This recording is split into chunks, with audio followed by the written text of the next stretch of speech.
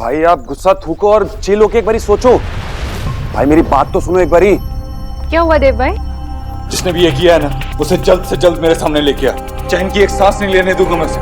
मेरे लिए मेरा काम और मेरा ऑफिस सबसे ज्यादा इंपॉर्टेंट है। उस पर दाग नहीं लगने दे सकता मैं। देव, क्या बात है?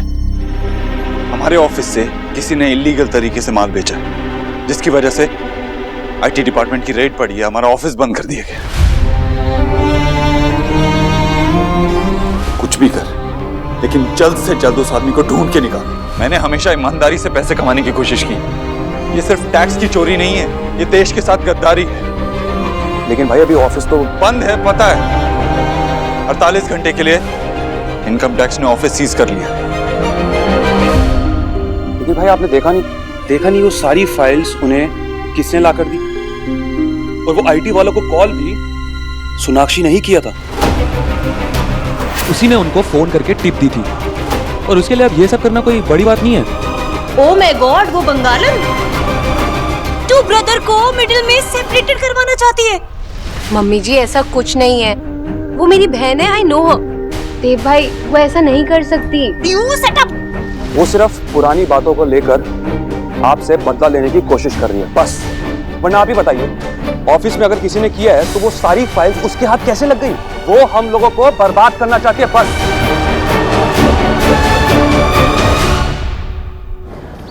Yes, Miss Suhana Bose. Is everything all right? No ma'am, मैंने गोलू की कंप्लेंट उस दिन की थी ना, इसीलिए आज उसने मेरे शर्ट पे इंक फेंक दी। क्या? Let me see. What is this, Suhana? Shirt पर तो कोई इंक नहीं लगी हुई है। बट मैम, गोलू ने सच में मेरे ऊपर इंक फेंकी थी, मैं झूठ नहीं बोल रही। आप उसे बुलाकर पूछ लीजिए। सोहा, तुम गोलू की झूठी कंप्लेंट लेकर मेरे पास आई हो। तुम्हें याद है ना, मैंने उस दिन गोलू को समझाया था कि झूठ बोलना बुरी बात है। तुमने भी आज वही किया। It's very bad. Now go back to your classroom. और दोबारा ये नहीं होना चाहिए। You may go now. Sorry ma'am. Okay.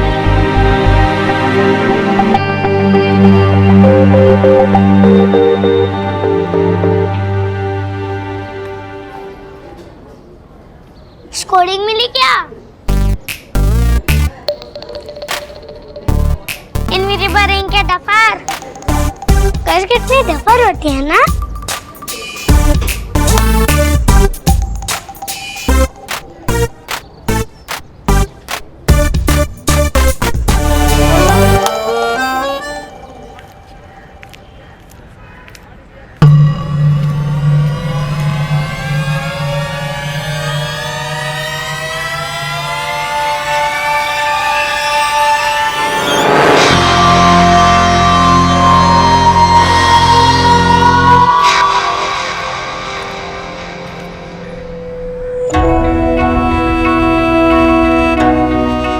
कैसे दिए?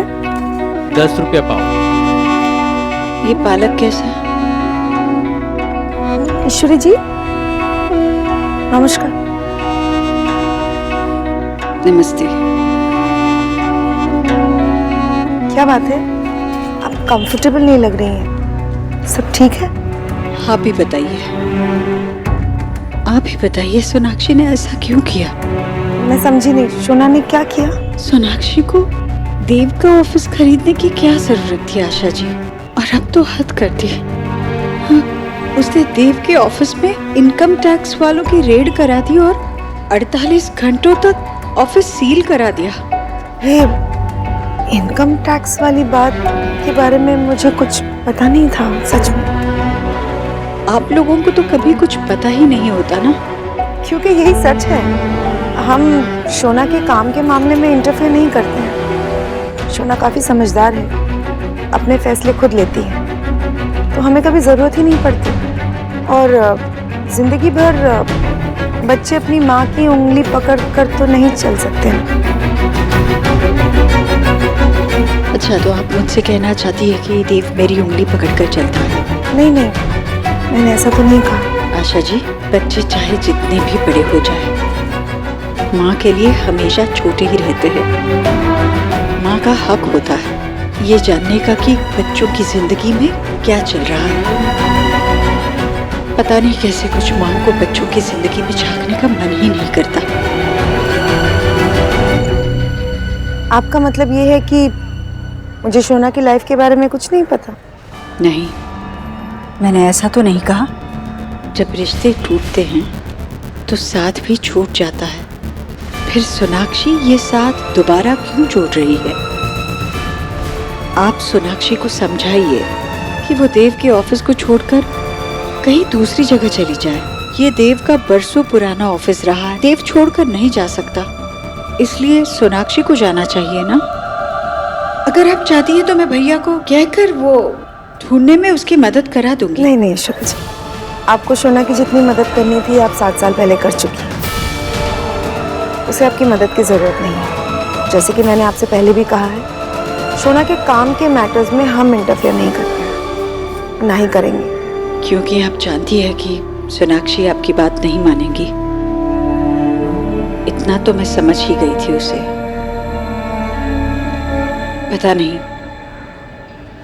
पता नहीं मैंने ये बात आपसे क्यों की। मुझे पहले भी आपसे उम्मीद नहीं थी और आज भी उम्मीद नहीं है। बेहतर यही होता कि हम दोनों के रास्ते कभी मिलते ही नहीं, या फिर मिलते तब भी हम एक दूसरे को देखकर अनदेखा कर देती, क्योंकि हम लोगों के बीच ऐसा कुछ रहा ही नहीं जिसे याद करके मुस्कुराया जाए।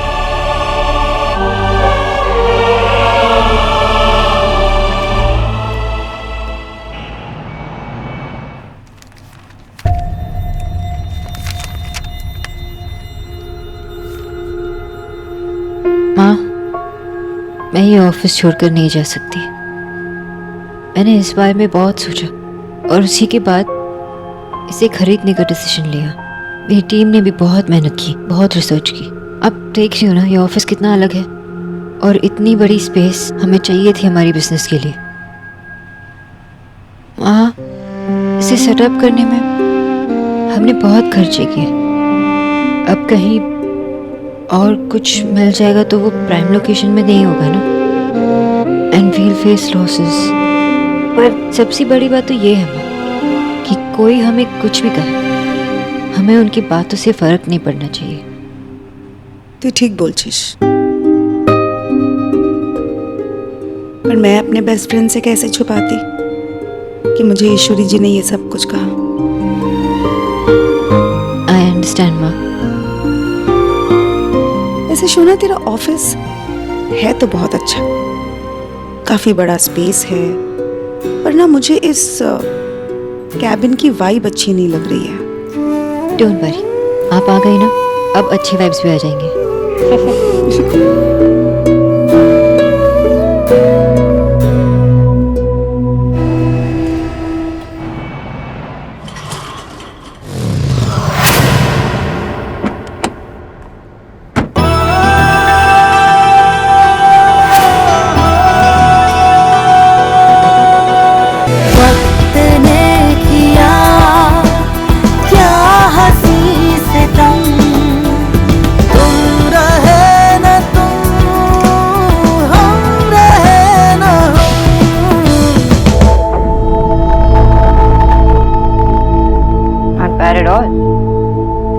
तारीफ करनी है तो कंजूसी कैसी, खुल के करो। राइट, साफ साफ कहना चाहिए ना। Very good looking. वो तो मैं पहले से ही। और बेवकूफ भी। मैं तुम्हारे बारे में नहीं, इस बाइक के बारे में बात कर रही हूँ। मेरे ऑफिस पे रेड पड़वाने के बाद में हमदर्दी जताने यहाँ तक आई हो। हमदर्दी? वो भी तुम्हारे साथ? मैं अपनी लाइफ में ऐसे टाइम वेस्ट नहीं करती, और स्पेशली उन लोगों के साथ जो मैटर ही नहीं करते। तो क्या हुआ, यहाँ तक कैसे आ गई? अपने पुराने परिवार की याद आ गई या माँ से मिलने आई? राइट मिस्टर देव, मैं तुम्हारी माँ से ही मिलने आई हूँ।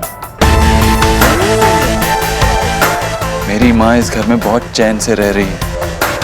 मैं नहीं चाहता कि तुम्हारी आहट भी उसे डिस्टर्ब करे। डिस्टर्बेंस तो तुमने क्रिएट की है। मुझे फिर से इस घर के सामने लाकर खड़ा करने वाले तुम ही हो। काश तुमने अपने मम्मा से मेरी शिकायत नहीं की होती। मम्मास बॉय, क्या कहा उनसे देव कि सोनाक्षी ने मेरा ऑफिस ले लिया, और कितनी बार कहने पर भी वो ऑफिस छोड़कर नहीं जा रही, ऑफिस में रेड भी पड़वा दी। प्लीज माँ, कुछ कर। स्टॉप इट सोनाक्षी, क्या बकवास कर रही हो? बकवास नहीं कर रही हूँ, वो ही कह रही हूँ जो तुमने किया है। तभी तो तुम्हारी माँ ने मेरी माँ से कहा कि सोनाक्षी को समझाओ और ऑफिस छोड़ने के लिए कहो। मैंने किसी से कुछ नहीं कहा है। मुझे लगा 7 साल में कुछ तो बदल जाएगा, लेकिन कुछ भी नहीं बदला, सब वैसे ही। फिर से मेरी फैमिली को अपने मैटर्स में घसीट के ले ही आए। ये जो गुस्सा है ना अपना, अपने पास ही रखना और मेरी बात ध्यान से सुनो। ये ऑफिस मैंने अपनी मेहनत से खरीदा है, कोई इलीगल बिजनेस चलाकर नहीं। और इस ऑफिस को मैं हर किस छोड़कर नहीं जाऊंगी।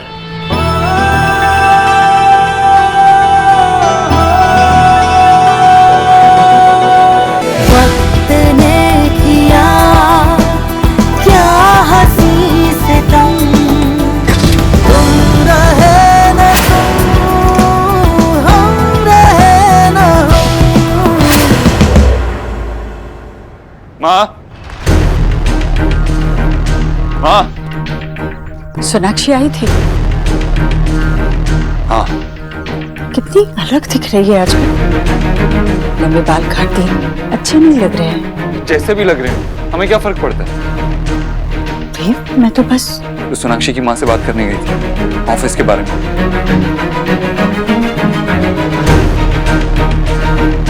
क्यों माँ, क्या जरूरत थी तुझे ये सब करने की? तुझे मेरे काम में दखल देने की क्या जरूरत है? ये सोनाक्षी और मेरे बीच का मामला है, तुझे बीच में दखल देने की कोई जरूरत नहीं। दखल? देव बेटा, मैं तेरी मदद कर रही थी। मदद? मैंने मांगी तुझसे मदद? ना मैंने तुझसे मदद मांगी और ना ही किसी और से मांगी। तुझे बीच में दखल देने की कोई जरूरत नहीं थी। तेरे चक्कर में सोनाक्षी 4 बातें सुना के गई है मुझे। आखिर जरूरत क्या थी उसकी माँ से बात करने की? वो बार बार तेरे लिए मुश्किलें खड़ी करती जा रही है देव। उसने तुझसे तेरा ऑफिस छीना, किसी को तो कुछ तो कहना चाहिए उसे। इसके अलावा मैं कुछ और कर भी नहीं सकती थी। हाँ, तुझे कुछ करने की जरूरत नहीं थी। मुझे समझ नहीं आता, तू अभी तक उन्हीं बातों में उलझी हुई है। 7 साल पहले क्या हुआ वो कम था क्या? पुरानी गलतियों से कुछ सीखते नहीं है क्या तू? देव, ऐसी बात कर रहा है तू मुझसे? मैं तेरी भलाई चाहती हूँ। भलाई? तू मेरी भलाई चाहती है ना, तो प्लीज प्लीज मेरी भलाई के बारे में सोचना बंद कर दे। अरे मैं होश में हूं मां, कोई बेहोश नहीं हूं जो तुम मुझे संभालना चाहती है। सोनाक्षी और मैं हस्बैंड वाइफ नहीं है, हमारी 2 अलग अलग दुनिया है, 2 अलग अलग जिंदगी है, सब कुछ अलग। लेकिन अगर तू बीच में आने की कोशिश करेगी, उसकी फैमिली को बीच में लाने की कोशिश करेगी, तो हम अलग नहीं रहेंगे, हमारी दुनिया अलग नहीं रहेगी। मेरी गलती है, मेरी गलती है कि मैं घर पे आया, मैंने ये सब बातें की घर पे। यार 24 घंटे में ये पूरी दुनिया भी एक बार घूम जाती है, लेकिन तू पिछले 7 साल से वहीं खड़ी है। और अगर मैं आगे जाना चाहूं, आगे बढ़ना चाहूं, तो इस घर में आके वहीं पहुंच जाता हूं। एक बात ध्यान से सुन ले बा, आज के बाद ना ही मैं तेरे सामने सोनाक्षी का नाम लूंगा और ना ही तू मेरे सामने उसकी बात करेगी। अब प्लीज मेरी लाइफ में इंटरफेयर मत कर। मैं फिर से वही जिंदगी नहीं जी सकता, बर्दाश्त नहीं कर पाऊंगा, ना ही तेरा दखल, ना ही वो जिंदगी। देव, ये क्या बदतमीजी है? हाँ भाई, किस तरह बात कर रहा तू अपनी माँ से? 28 साल बहुत तमीज दिखाई है मामा जी।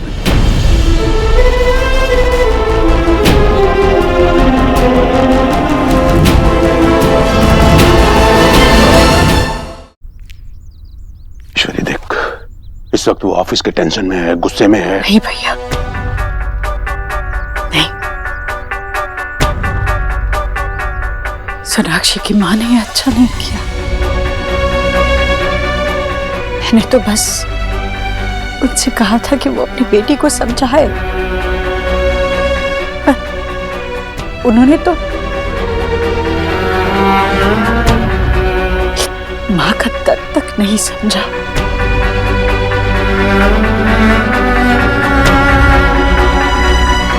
वो परिवार चाहता ही नहीं है भैया कि मैं और मेरा बेटा कभी खुश रहे।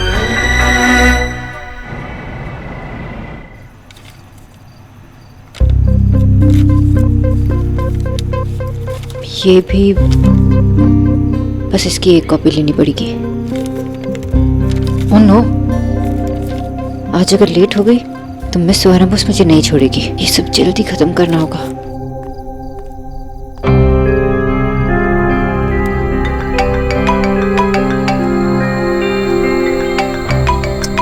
ये क्यों फोन कर रहा है?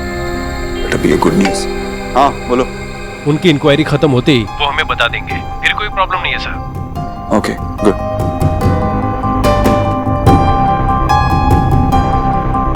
पड़ोसी देश में भयंकर भूकंप आने के कारण कुछ झटके दिल्ली और उसके आसपास के इलाके में महसूस किए जाने की आशंकाएं हैं। सरकार ने दिल्ली और उसके आसपास के इलाकों में हाई अलर्ट जारी कर दिया है और ये हिदायत दी है कि सभी लोग सावधानी बरतें। जितनी भी बहुमंजिले इमारतें हैं उन सभी को खाली कराया जा रहा है। तब तक हो सके तो आप लोग अपना ध्यान रखें और अधिक जानकारी के लिए देखते रहिए हमारा चैनल इंडिया 12 न्यूज। धन्यवाद। हेलो, हाँ हमारे ऑफिस की बिल्डिंग में कोई है तो नहीं ना? नहीं सर, सारा स्टाफ जा चुका है। दिल्ली में अर्थक्वेक आने की चांसेस है। दिल्ली हाई अलर्ट पे है, इसलिए मेक श्योर कि हमारे ऑफिस की बिल्डिंग में कोई ना हो। लेकिन सर हमारे ऑफिस में इस वक्त कोई नहीं। That's good. हमारा ऑफिस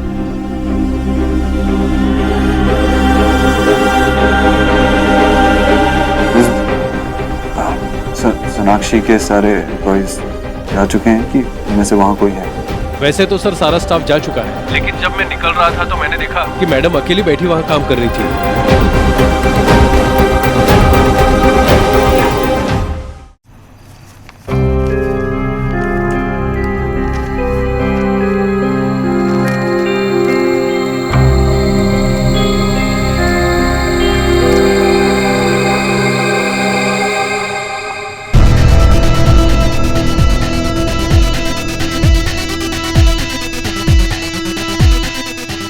तुम यहाँ क्या कर रहे हो? मैंने कितनी बार कहा है कि मेरे ऑफिस में मत आना। मुझे क्या करना चाहिए और क्या नहीं ये बताने का टाइम नहीं है अभी। यहाँ से चलो, दिल्ली हाई अलर्ट पे है, अर्थक्वेक के इफेक्ट यहाँ तक आ सकते हैं। I can handle my self. तुम जाओ। ये एटीट्यूड किसी और दिन के लिए बचा के रखो, अभी आर्ग्यू करने का टाइम नहीं है। चलो यहाँ से। इफ ही इज राइट, मुझे एक बार घर पे चेक कर लेना चाहिए। सोहा माँ बाबा को अलर्ट के बारे में पता है कि नहीं। मुझे बस एक कॉल करना है। व्हाट? कॉल करना है? फिर इम्पॉसिबल।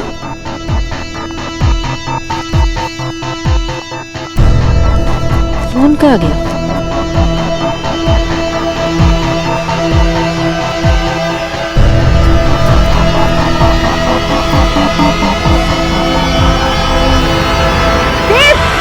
नीचे उतारो, मुझे क्या कर रहे हो?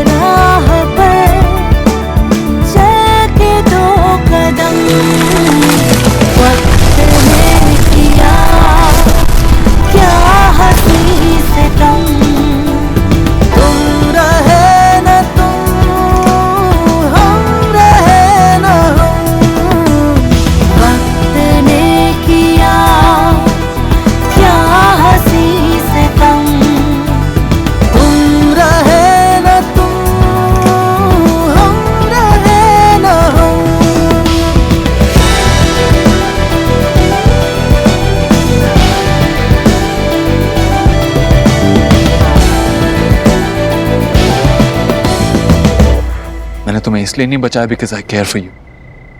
मैंने सिर्फ इसलिए बचाया क्योंकि सिर्फ मैं तुम्हें हर्ट कर सकता हूं, तुम्हें नुकसान पहुंचा सकता हूं, और कोई नहीं, तुम्हारा भगवान भी नहीं, क्योंकि वो हक सिर्फ मेरा, देव दीक्षित का।